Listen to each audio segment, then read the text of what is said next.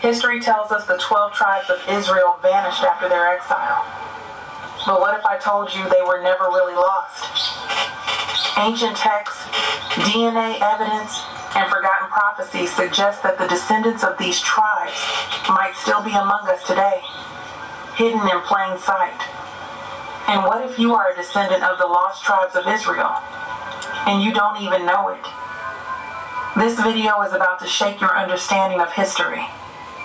Before we dive into today's video, I have to start with a huge apology.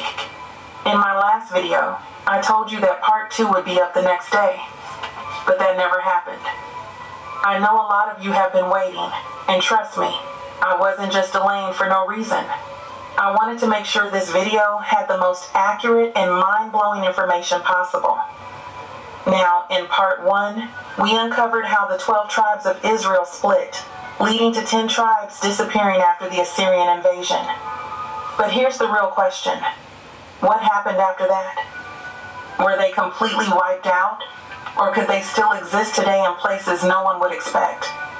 The answer might be more shocking than you think. Before we get into it, do me a favor. Like this video, drop a comment, and share it with someone who loves topics like this.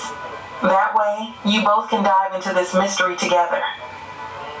Before we dive into what people believe happened to the lost tribes, let's take a step back and understand why so many theories exist in the first place. The 12 tribes of Israel were the descendants of Jacob's 12 sons, forming the foundation of ancient Israel. But after King Solomon's reign, the kingdom split. The northern kingdom, Israel, 10 tribes. The southern kingdom, Judah, 2 tribes, Judah and Benjamin. Why did they disappear? In 722 BC, the Assyrians invaded, conquered the northern kingdom, and exiled the 10 tribes. After that, these tribes seemingly vanished from history. Unlike Judah, which was later taken by Babylon but returned, the 10 tribes never officially came back. One of the final biblical mentions of the 10 tribes is in 2 Kings 17-6, where it states, "In the 9th year of Hoshea, the king of Assyria took Samaria and carried Israel away to Assyria and placed them in Hala and by the Habor, the river of Gozan, and in the cities of the Medes." This marks the moment when the tribes were scattered. From that point on, scripture is mostly silent on their fate. However, in the New Testament, there is a small reference to them. James 1:1 addresses his letter to the 12 tribes scattered among the nations, implying that remnants of all 12 tribes still existed in some form. So why are there so many theories? Because the Bible never gives a definitive answer on where they went. People have spent centuries searching for clues. Some believe they were absorbed into other nations, while others say they migrated to distant lands or even preserved their identity in secret. This mystery has fueled wild theories, and some of them might change the way you see history. So let's break them down. Before we dive into the search for the lost tribes of Israel, there's something major we need to address. Israel and Africa were not always separated as they are today. Many people don't realize this, but historically, the Middle East and Africa were geographically connected, forming what was essentially one continuous landmass. Today, if you look at a modern map, Israel is classified as part of the Middle East, separated from Africa by the Red Sea and the Sinai Peninsula. But thousands of years ago, these regions were part of the same Afro-Asiatic landmass. Geologically and historically, there was no major divide between Africa and what we now call the Middle East. The idea of the Middle East as a separate entity is a modern political and colonial concept that didn't exist in ancient times. While the region was once connected, natural changes and human intervention eventually divided what was once a single landmass. Scientists believe that millions of years ago, Africa and parts of the Arabian Peninsula were one landmass, part of a supercontinent called Gondwana. The Red Sea Rift began forming due to tectonic activity, slowly pulling the African and Arabian plates apart. Over thousands of years, this rift widened, creating the Red Sea, which now separates Africa from the land we call the Middle East. Now that we talked about the geographic info, let's dive into what people think happened to the original Israelites. Theory number 1, Nuin, where the lost tribes are located. The 10 lost tribes of Israel have been a mystery for centuries. While many believe they vanished after the Assyrian conquest, historical and cultural evidence suggests that these tribes migrated and integrated into various regions, especially within Africa.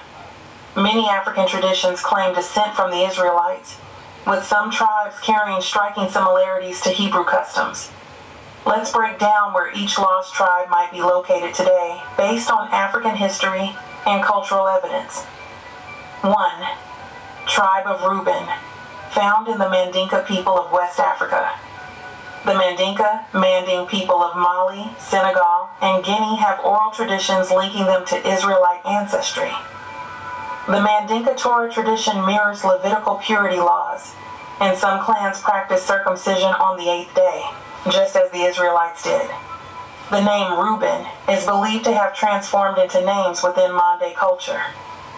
2. Tribe of Simeon, found in the Yoruba people of Nigeria. Some scholars suggest that the Yoruba people of Nigeria may have descended from the tribe of Simeon. Their language contains Hebrew-like words, and traditional Yoruba worship resembles ancient Israelite practices. Many Yoruba oral traditions state that their ancestors came from the east, which aligns with the Israelite migration theory. 3. Tribe of Levi, found in the Limba people of Zimbabwe and South Africa. The Limba people in Zimbabwe and South Africa claim direct descent from the tribe of Levi, the priestly tribe. DNA tests have confirmed that many Limba men carry the Cohen genetic marker, Y chromosome DNA of the Levites. They practice kosher dietary laws, circumcision, and have oral traditions of coming from Jerusalem. The Limba have a sacred ark-like structure they call the Ngoma Lungundu, which they believe is a replica of the Ark of the Covenant. 4. Tribe of Judah, found in the Beta Israel of Ethiopia. The Beta Israel, Ethiopian Jews, claim direct lineage from Judah and practice many traditional Hebrew customs. Ethiopian texts like the Kebra Nagast mention that ancient Israelites, including those from the line of Solomon and Sheba, settled in Ethiopia. The Ethiopian Orthodox Church has long claimed to house the Ark of the Covenant in Axum. Some Ethiopian Jews were airlifted to Israel, Operation Solomon Nishom 91, due to their strong Jewish identity. 5. Tribe of Dan, found in the U and Beta, Israel of West Africa and Ethiopia. The U people of Ghana, Togo, and Benin have traditions linking them to the tribe of Dan. Like the biblical Danites, the Yui were known as migratory warriors. Some Ethiopian traditions also claim the Beta Israel, Ethiopian Jews, descend from Dan, linking them to Moses' time in Midian. 6. Tribe of Naphtali, found in the Xhosa and Zulu people of South Africa.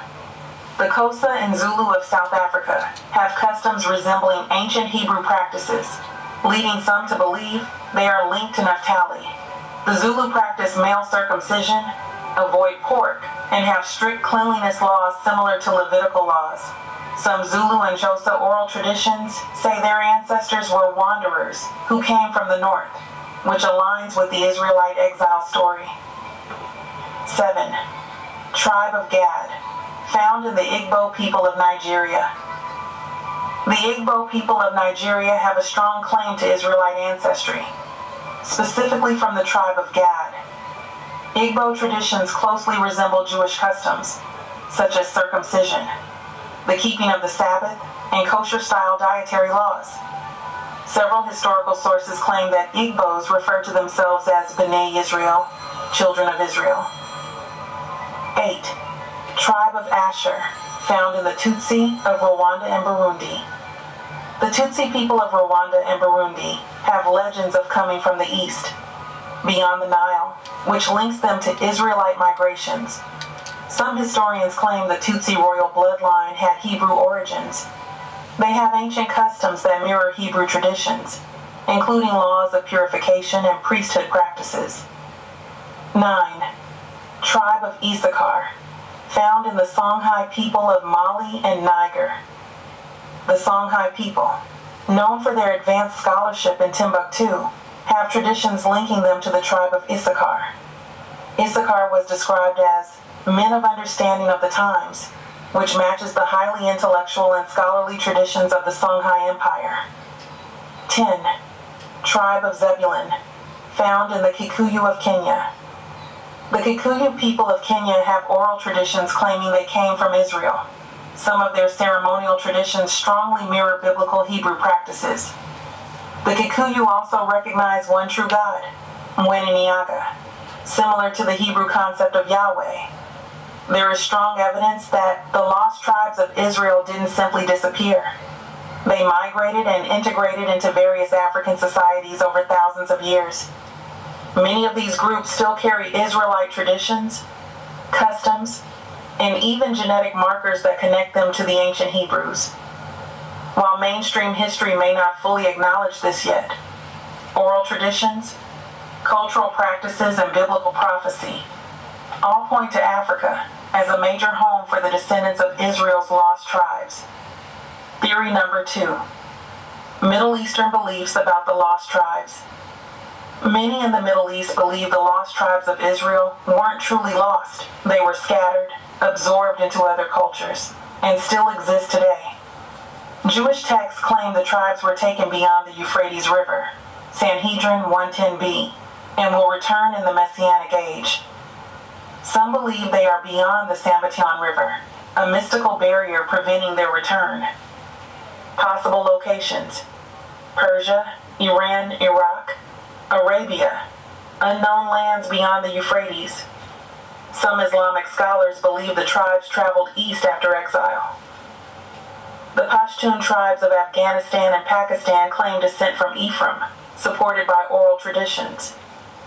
Possible locations: Afghanistan, Pakistan, India, Bene Israel community.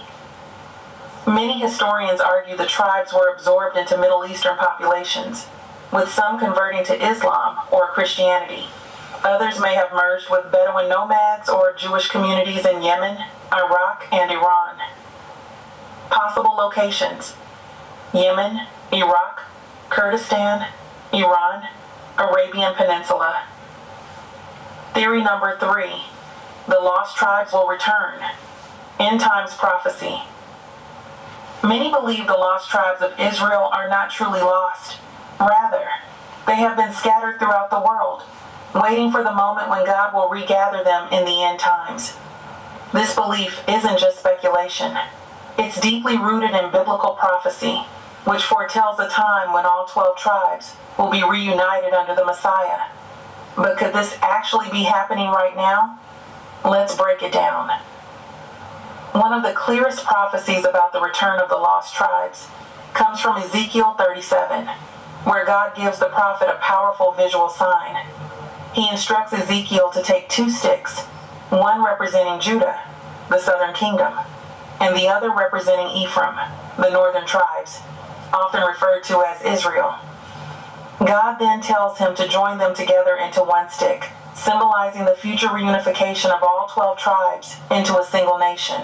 Ezekiel states, "I will make them one nation in the land, on the mountains of Israel. One king shall be king over them all. They shall no longer be 2 nations, nor shall they ever be divided into 2 kingdoms again." This prophecy is significant because it confirms that the 12 tribes were never meant to remain divided forever. Instead, God promises that one day they will be reunited as one people under a single ruler, the Messiah. The book of Revelation provides another intriguing clue that the lost tribes are not truly lost. In Revelation 7, John has a vision of 144,000 people sealed by God, 12,000 from each of the 12 tribes of Israel. Revelation states, "Then I heard the number of those who were sealed, 144,000 from all the tribes of Israel." This raises a major question. If the 10 lost tribes disappeared forever, how are they still accounted